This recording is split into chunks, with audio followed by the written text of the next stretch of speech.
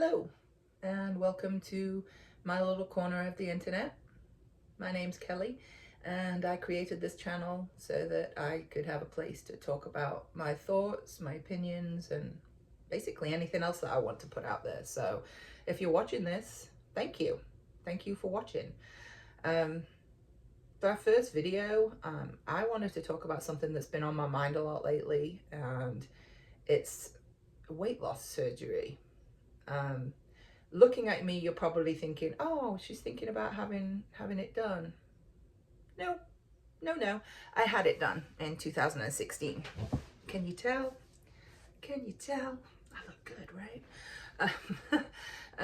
No, I didn't get to my goal weight. And I decided that I wanted to make a video so that I could tell people what I've learned from the experience. And everybody's going to have a different experience, of course. But this is mine and I think it's valid and I want to share it. So let me just start by going back in time a little bit. I've always had weight issues since I was a child. I've always had weight issues. So in 2016, I did actually have the gastric sleeve surgery.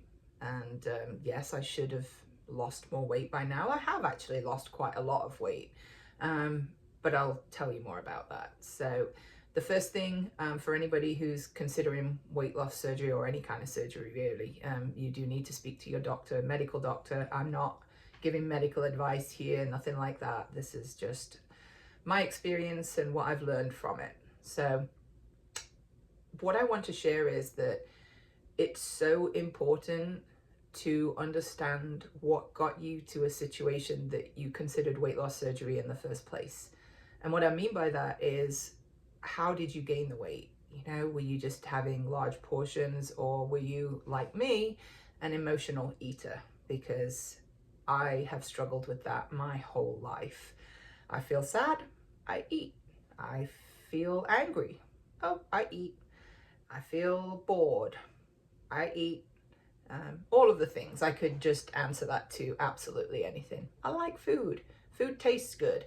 But there's a point where obviously that becomes unhealthy. So as I mentioned, I've struggled with it my whole life. My mother had a lifelong obsession with weight. She probably still does. Her mom was always on a diet. Her sister, I think she's pretty much okay with it now, but she's also had some weight problems and spent a large number of years dieting too. So none of them are skinny or were skinny. It's never been something like that. It's just been consuming, I would say. The women in our family get consumed by their weight. And it was the same with me. It's, I won't say it's not genetic. I think it's something that's passed on as a behavior. That would be my personal observation, at least.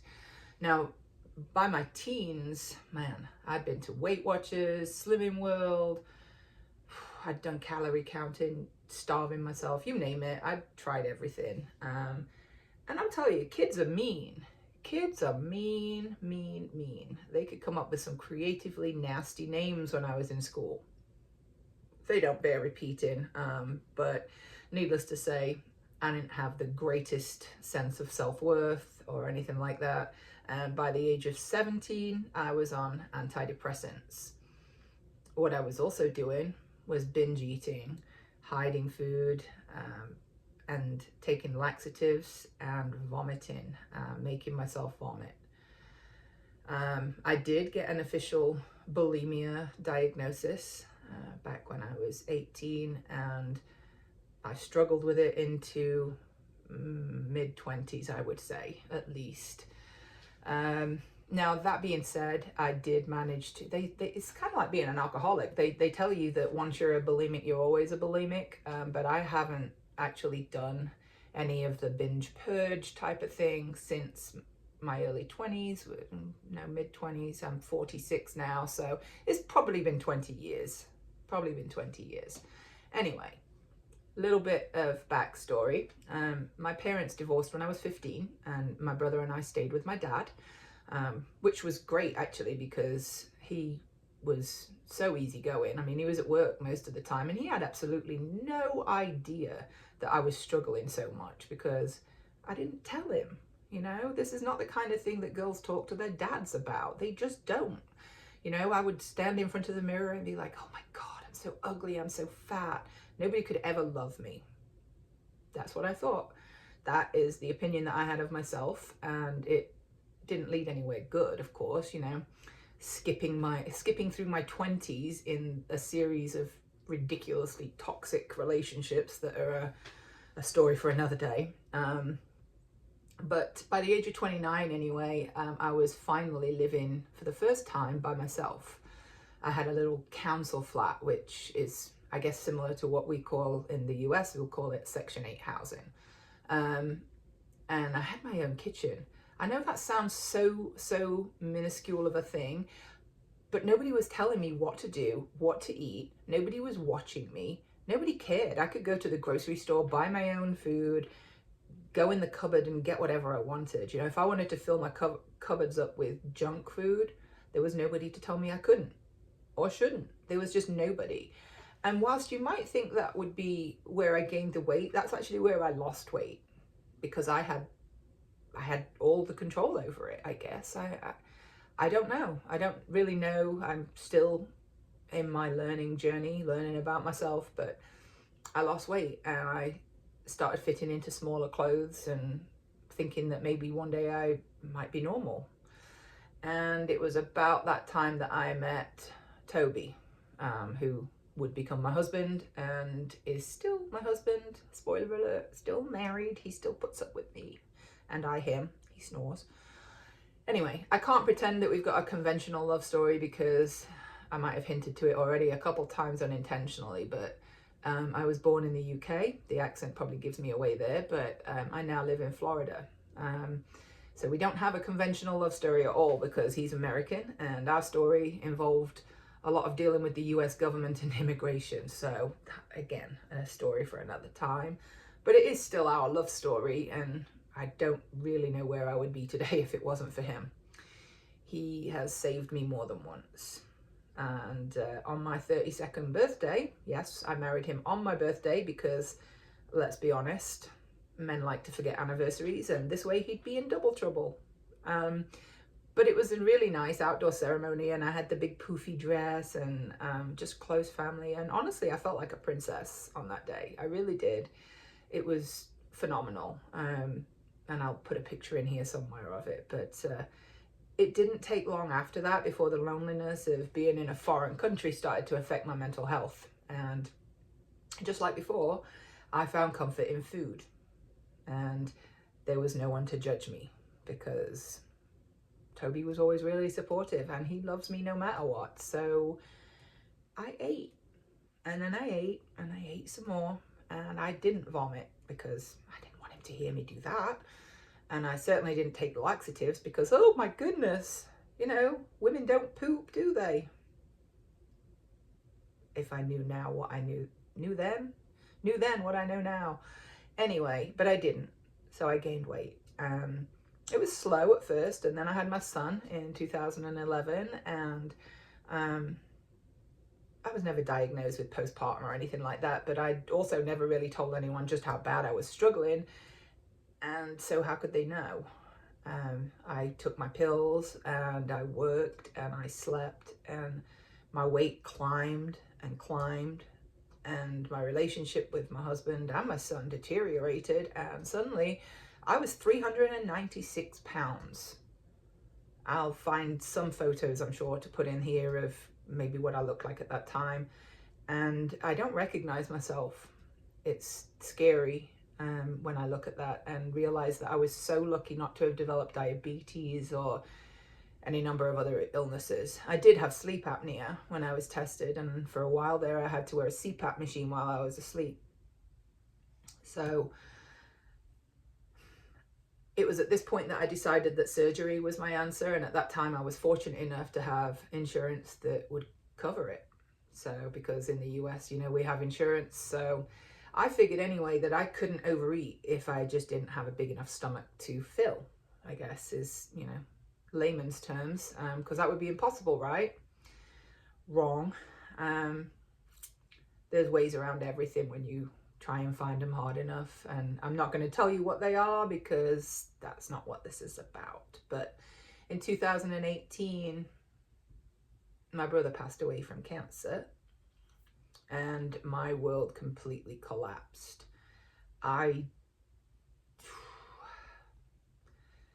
Tale for another day, but it resulted in a fracture in my family that is still there this day, and I have contact with very few of my family members now, with the exception of my dad, who I love to bits, and I hit rock bottom.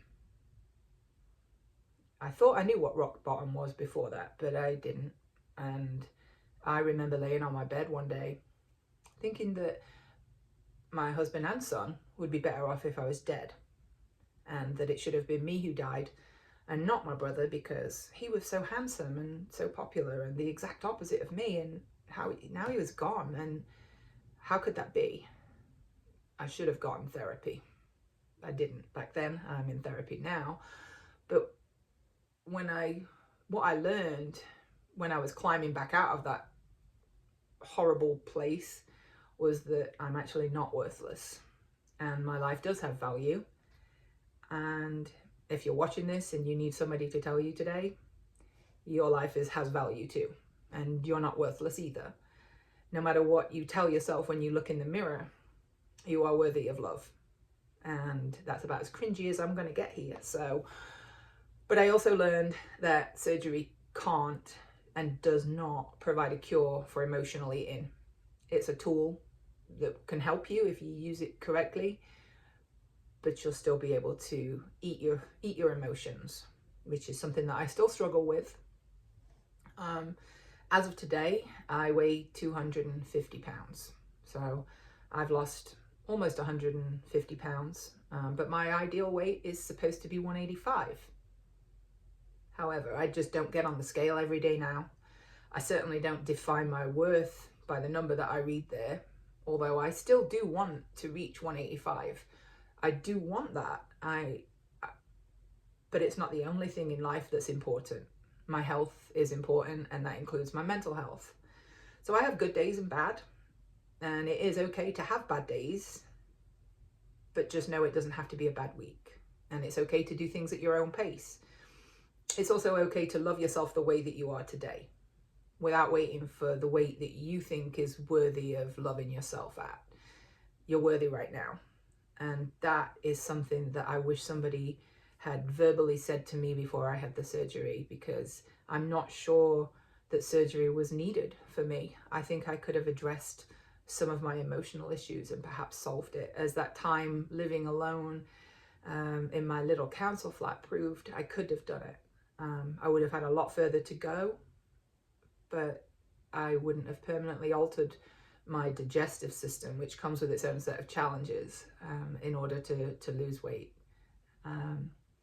So that's my story, without getting into the specifics of the actual surgery, because that's something that honestly the doctor will go over with you if it's something that you're considering. And it's such a long time ago now that a lot of the aspects about it, like the liquid diet and all that kind of stuff, are very vague at this point. But the emotional stuff is still there, and it still sticks. And any day that I have a bad day or a struggle, it's always the first thing that I do is to want to eat. Right now I have a somewhat semi-addiction to salted caramel Milky Ways. If you were to see on my desk here, you'd see a wrapper. Let's just move that. But that's okay. It's okay to know that I can have that, but I don't have to go off the rails and eat 5 of them. That's okay. Moderation, something that I didn't learn early on and I'm working on now. But anyway, that's about enough for my first video. I've rambled on, and hopefully you learned something from my experience. Obviously everybody's experience is different, and I do hope to continue losing.